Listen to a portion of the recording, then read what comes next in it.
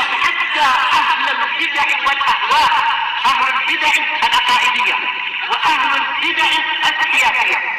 أنا أقول بيننا وبينكم السلف، بيننا وبينكم الكتب، كان فيقول البدع بيننا وبينكم. Bismillahirrahmanirrahim.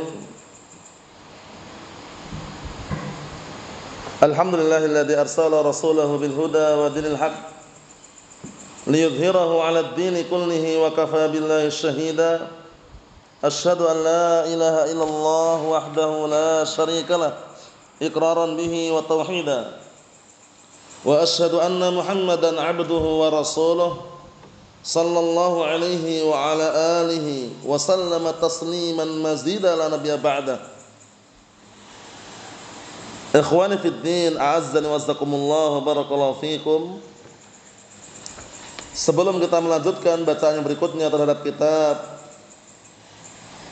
300 hadis sahih muttafaqun alaih yang dikumpulkan dari kitab Riyadhus Shalihin karya Asy-Syaikh Abdullah Al-Riyani waffaqahullah.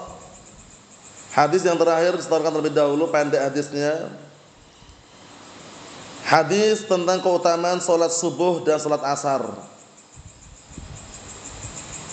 Dan juga hadis tentang keutamaan orang yang berjalan menuju ke masjid.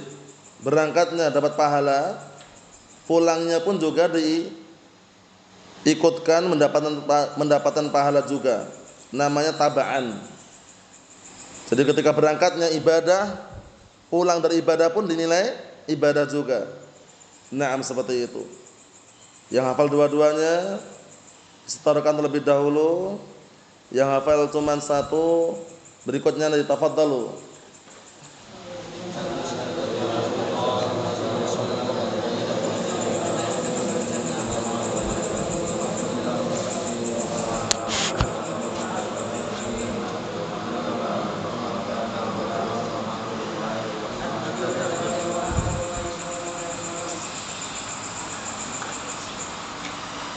Apa? Man qada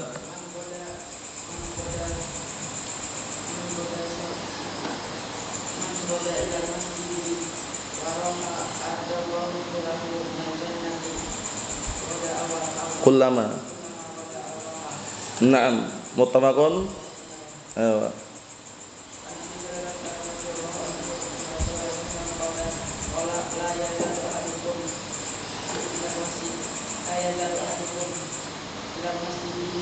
Fi sholatin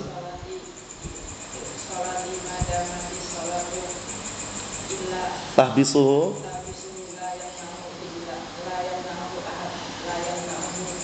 ayang qaliba ila ahli. Apa? Naam, dulu sudah kita baca itu? Sudah. Yang terakhir sudah dibaca. Antum ada yang dihafal antum? Lain kali dihafalkan ya. Nanti kalau ada buku-buku yang sisa yang ditinggal-tinggal itu dikasihkan Sufyan. Kan beberapa buku ada yang ditinggalkan, dicarikan nanti ya. Yang buku-buku peninggalan loh, eman-eman. Nah, nanti dicarikan yang kira-kira dipakai, dikasih ke Sufyan. Nanti cari Ibrahim ya. Biasanya buku-buku tinggal banyak itu yang tinggal orang nggak balik lagi itu. Nah, ambil kasihkan nanti. Ada beberapa nanti lihat pojok-pojokan itu biasanya ada. Nanti kalau nggak ada baru dikasih yang baru nanti. Naam. Kita lanjutkan barakallahu fikum, diperhatikan baik-baik halaman 66. Qala al-mu'allifu asbahullah bab fadli salatil jamaah. Bab keutamaan salat jamaah. Simak baik-baik. Bab keutamaan salat jamaah. Para ulama telah menyebutkan bahwasanya salat jamaah bagi kaum lelaki adalah wajib hukumnya, sehingga tidak diperbolehkan orang sholat di rumahnya kecuali darurat, mungkin karena sakit atau mungkin karena faktor yang lainnya. Antum ada buku tulis? Nah, atau mungkin karena ada faktor yang lainnya, mungkin karena sakit atau mungkin karena hujan, boleh dia sholat di rumahnya. Adapun hukum asalnya bagi kaum lelaki wajib sholat apa? Jamaah di masjid. keutamaannya pun besar. Kita baca, disimak. An Abdullah bin Umar radhiyallahu anhuma anna Rasulullah sallallahu alaihi wa ala alihi wasallam qala salatul jama'ati tafdulu salatul fardhi bi 27 darajah, muttafaqun alaih. Ana perhatikan dari hadisnya Abdullah bin Umar radhiyallahu anhuma bahwasanya Rasulullah sallallahu alaihi wa ala alihi wasallam bersabda, disimak ya. Salatul jama'ati, salat jamaah itu tafdulu, lebih afdal salat al-fardhi dibanding salat sendirian. Al-fardhi itu munfaridan artinya. Paham ya? Al-fardhi maknanya al-munfarid. Al-fardhi maknanya apa? Al-munfarid, salat sendirian. Itu ada al-fardhi itu kan artinya salat sendirian. Naam. Di salat jamaah itu lebih afdal dibanding salat sendirian. Dengan berapa derajat? Dengan 27 derajat. Mafhum? Lebih afdal dengan 27 derajat. Berarti menunjukkan bahwasannya salat sendirian bukannya tidak sah ya, tetap sah. Cuman menyelisihi apa? Syariat ketika tidak darurat atau ketika enggak ada alasan yang syar'i. Dan tentunya salat ini bukan perkara yang ringan, tapi perkara yang bisa dikatakan perkara yang inti dan rukun Islam yang 5 diantaranya apa? Salat. Pemisah antara orang kafir dan orang muslim apa? Salat. Sehingga salat jangan pernah ditinggalkan. Hatta walaupun antum atau kita sakit, salat tetap wajib. Kalau enggak mampu dengan berdiri, dengan apa? Duduk. Kalau enggak mampu dengan duduk, dengan apa? Berbaring. Kalau enggak mampu dengan berbaring, dengan apa? Semampunya. Kalau semampunya pun sudah enggak mampu lagi, enggak bisa apa-apa, disolatkan. Berarti sudah meninggal dunia orangnya. Bisa pahami ya? Nah, ini termasuk syariat yang sangat apa? Naam, sempurna. Jadi dilihat keadaannya. Shalli qa'iman fa illam tastati' fa qa'idan. Fa illam tastati' fa 'ala janbin. Salatlah kamu dengan berdiri. Kalau enggak mampu dengan duduk. Kalau enggak mampu dengan berbaring. Kalau enggak mampu semampunya. Mafhum? Hatta walaupun dengan ima. Para ulama mengatakan hatta walaupun dengan ima itu isyarah. Mengisyaratkan pun kalau seandainya dia masih mampu mengisyaratkan, isyaratkan. Nah, contohnya gini. Dia terbaring, dia sadar ini waktu sholat, cuman dia nggak bisa bergerak dia. Wudhu nggak bisa, sholat pun nggak bisa gerakannya, hanya bayangkan, isyarat. Hanya mengisyaratkan seakan-akan sudah wudhu. Paham ya? Kemudian setelah itu sholat, itu boleh. Ketika memang keadaannya seperti itu. Mafhum? Fattaqullaha mastata'tum. Bertakwalah kalian kepada Allah Taala semampu kalian. La yukallifullahu nafsan illa wus'aha. Tidaklah Allah Taala membebankan suatu jiwa kecuali yang dia mampu. Naam. Ikhwani fid din, azza wa jazakumullah, barakallahu fikum. Kita ambil satu lagi. An Abi Hurairah radhiyallahu anhu qala Rasulullah sallallahu alaihi wasallam, salatul rajuli fil jamaah tudha'afu ala salatihi fi baitihi wa fi suqihi 25 dhi'fa. Masyaallah. Kita artikan dulu. Dari hadis Abi Hurairah radhiyallahu anhu, beliau berkata, telah bersabda Rasulullah sallallahu alaihi wa ala alihi wasallam, salatnya seorang dalam keadaan jamaah itu dilipat gandakan pahalanya dibanding salatnya dia sendirian di rumahnya atau di pasarnya. Dengan berapa? Dengan 25 kali lipat. Dhi'fa, 25 kali lipat. Kalau yang riwayat sebelumnya berapa? 27 derajat. Nah, kalau yang riwayat berikutnya 20 kali lipat, 25 kali lipat. Masya Allah. Naam. Sebabnya kenapa? Dibaca lagi. Wadhalika annahu idza tawadda'a fa ahsana al-wudhu thumma kharaja ila al-masjid la yukhrijuhu illa as-shalah. Lihat itu. Yang demikian itu bahwasanya orang tadi apabila dia wudhu kemudian dia memperindah wudhunya. Makna memperindah wudhunya itu wudhunya sesuai dengan syariat. Enggak terburu-buru kemudian sempurna. Paham ya? Karena kalau wudhunya istilahnya belonteng-belonteng itu bahasa Jawa. Kalau bahasa Indonesianya banyak lubangnya, paham ya? Enggak semuanya terkena oleh air anggota wudhunya, itu bisa kena ancaman apa?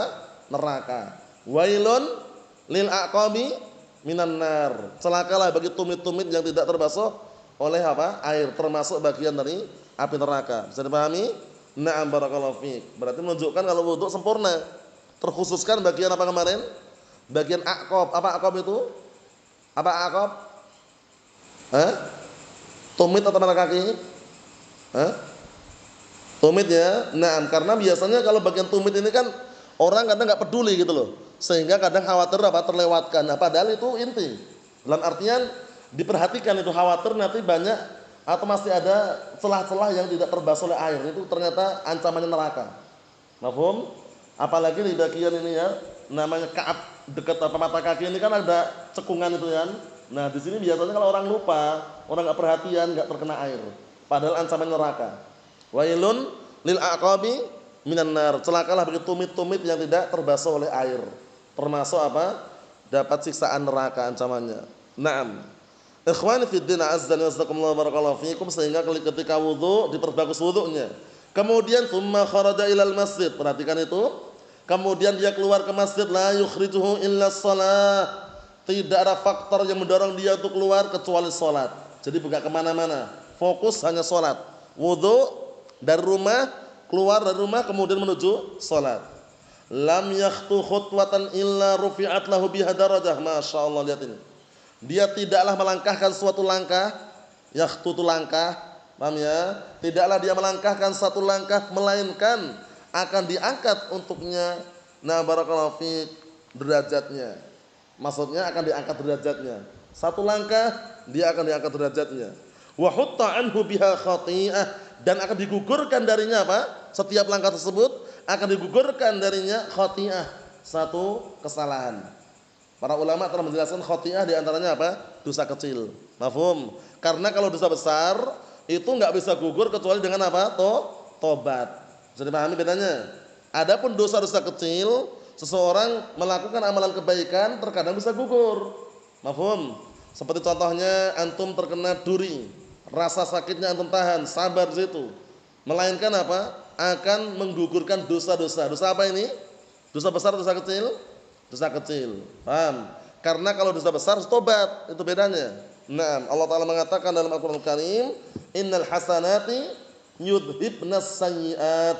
Sesungguhnya amalan-amalan kebaikan bisa menggugurkan dosa-dosa kecil. Nah, kita lihat sini. Fa idza shalla lam tazallil malaikah tusalli alaihi ma dama fis musalla. Lihat ini. Apabila dia salat, malaikat senantiasa bersolawat atasnya selama dia masih berada di tempat salat tersebut. Berarti selama dia masih di musalla, di masjid, belum pindah, paham ya? Itu malaikat senantiasa bersolawat padanya. Masya Allah. Contohnya sekarang, antum salat maghrib. Setelah salat maghrib salat apa? Salat sunnah. Setelah duduk belajar, masuk nggak ini? Masuk nggak? Masuk, karena antum berada di tempat salat tadi. Dan insya Allah disitulah apa? Keberkahan. Di samping para malaikat bersolawat, malaikat juga apa? Meletakkan apa? Sayap-sayapnya kepada para pencari ilmu. Paham ya? Karena malaikat senang. Senang apa? Senang dengan apa yang dicari oleh orang tersebut. Yang dia cari bukan harta, wala tahta, wala wanita, tapi yang dia cari adalah apa? Adalah ilmu. Datang gratis, pulang bawa warisan. Datangnya gratis kan antum di sini. Pulang ke rumah bawa apa? Warisan. Mana warisannya Ustaz? Warisannya bukan dinar wala dirham. Warisannya bukan dolar. Warisannya bukan RM ringgit Malaysia. Paham ya? Bukan RF real Saudi. Paham ya? Tapi warisannya apa? Ilmu. Itu warisannya. Datang gratis, pulang bawa warisan. Sudah digratisin bawa pulang bawa warisan enggak mau. Allahul musta'an. Maksudnya ini apa? Penyebutan bahwasanya malaikat senantiasa bersalawat selama orang tadi apa? Berada di tempat salatnya. Sekarang antum kan masih berada di tempat salat antum kan? Masih di masjid kan, belum pergi kan? Insyaallah dapat pahala double, berlipat-lipat. Kalau niatnya karena Allah Subhanahu wa taala, bukan karena harta wala tahta wala wanita, tapi niatnya karena Allah Subhanahu wa taala. Lihat apa yang didoakan malaikat, Allahumma shalli alaihi, Allahumma arhamhu, masyaallah. Ya Allah, naam, bersalawatlah untuknya. Maksudnya sanjunglah dia, pujilah dia di hadapan penduduk langit. Karena Allah Ta'ala kalau bersalawat itu maknanya adalah apa? Menyanjung dan memuji hambanya di hadapan para penduduk langit. Naam, Allahumma arhamhu, ya Allah rahmatilah dia. Masya Allah, doa senantiasa mengalir. Wala yazalu ahadukum fi salatin man tadara shalah. Masya Allah. senantiasa salah seorang di antara kalian berada di dalam salatnya selama dia menunggu salat berikutnya. Maksudnya apa? Maksudnya doa senantiasa mengalir dan dia pahalanya pun barakallahu dinilai seakan-akan seperti pahala orang salat itu loh. Selama dia apa? Menunggu salat. Antum sekarang belajar, ya kan? Setelah salat maghrib, salat sunnah kemudian belajar sambil nunggu salat apa? Isya. Masya Allah pahalanya double. Insyaallah taala. Na'am. Ikhwani fid din, a'azzani wa azzakumullah wa barakallahu fikum. Hadis ini muttafaqun alaih, berisikan tentang keutamaan salat jamaah dan juga keutamaan barakallahu fik orang yang senantiasa menghadiri masjid Allah Subhanahu wa taala dalam keadaan untuk melaksanakan salat, dan bahkan para malaikat pun sholawat atasnya selama dia masih berada di tempat salat tadi, seraya mengatakan Allahumma salli alaihi Allahumma arhamhu. Nasallaha as-salamata wal afiyah walhamdulillah rabbil alamin.